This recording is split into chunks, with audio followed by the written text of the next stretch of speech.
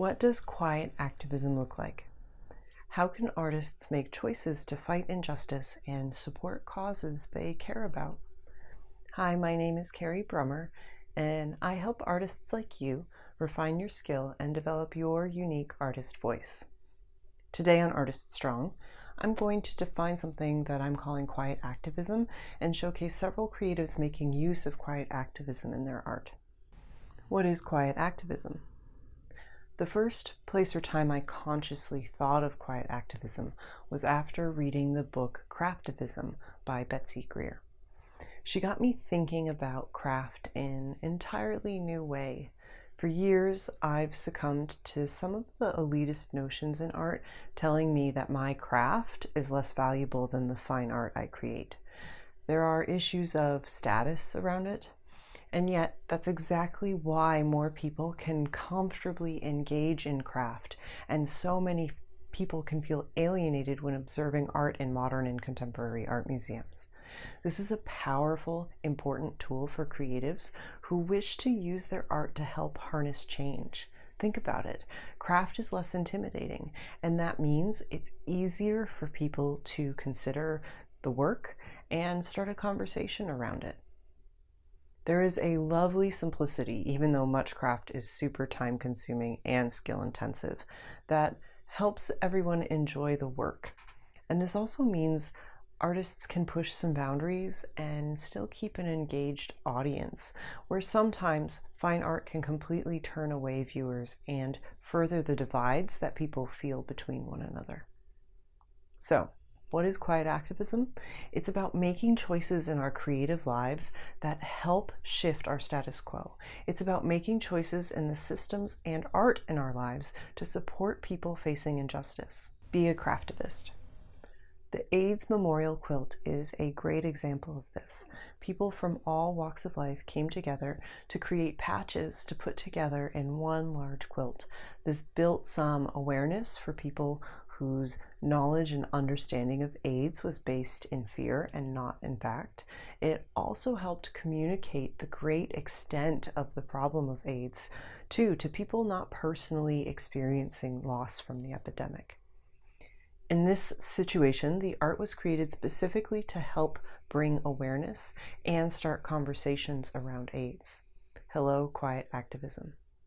Make art to raise money. Sometimes artists create art to bring awareness to a topic. Sometimes it's to bring awareness and raise funds. You can consciously choose to create a specific artwork or a project that benefits the cause that you wish to support.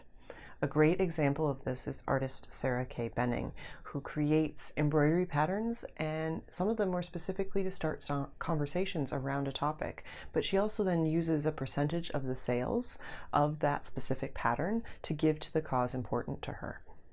Another idea is inspired by someone I describe as my mentor, Marie Forleo. She's an entrepreneur and creative who has made a declaration with her company that a percentage of her profits goes every year to specific charities she wishes to support.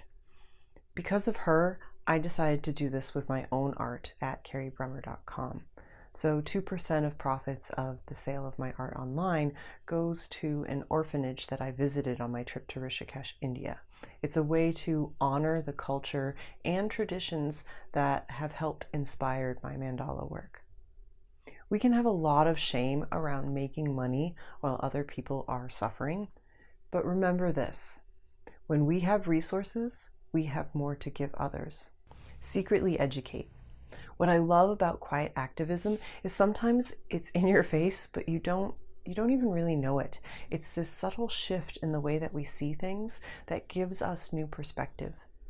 Sometimes personal life experience can help us view the world differently, and sometimes we need others to help us to see this shift.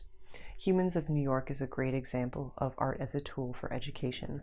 Brandon Stanton started by interviewing people in New York, and in his work, you are able to experience the varied walks of life in New York City.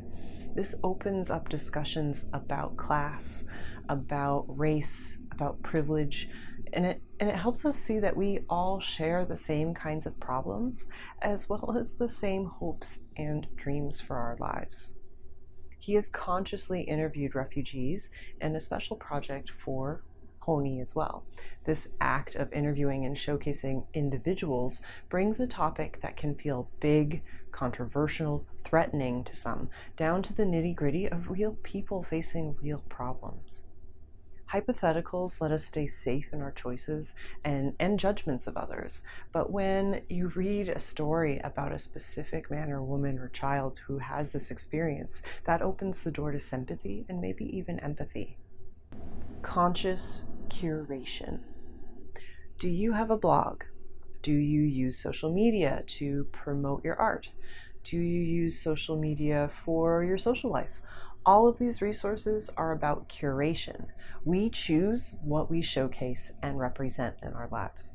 And this can be valuable and an important tool to help set a tone for our peers and family in our lives. It's impactful. For example, if you regularly showcase other artists via your blog or through, say, like an Instagram shout out, who do you choose? I can tell you in the beginning, I chose people I knew because it was easier to get a yes for my interview.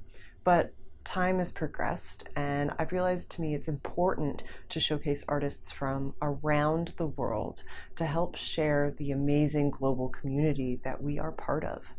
I've realized I need to consciously seek out and search for unique artists that help showcase a diverse group of people and experience. Not only is this important to my mission to normalize and celebrate creative process and the creative spirit, this can also help communicate tolerance, openness to difference, and highlight social issues at hand. Personally, I know I have a long way to go with this, but awareness is half of the battle. So here I am, offering up this question to you. Who and how do you curate your art and life? Today, we can easily use social media to make pronouncements about where we stand. Personally, I think our actions are much more important. Do our actions and behaviors help support systems that keep people divided and down? Or do we start to change our immediate environments by making choices that more loudly pledge our support for social justice? Be creatively courageous. What is one thing you can do in your art life to further align your creative practice with the world that you wish to live in? Is your art already quiet activism? I'd love to know. Tell me more about it in the comments below. Next week, I'm going to share the story of someone in our community. Her name is May, who created a wonderful project for herself that not only gave her permission to make and create beautiful art, it also positively impacted people in her community. I look forward to sharing that story with you next week. If you benefited from today's video and think someone else might learn from this, please share it in your social world. Thank you for watching, and I'll see you next time.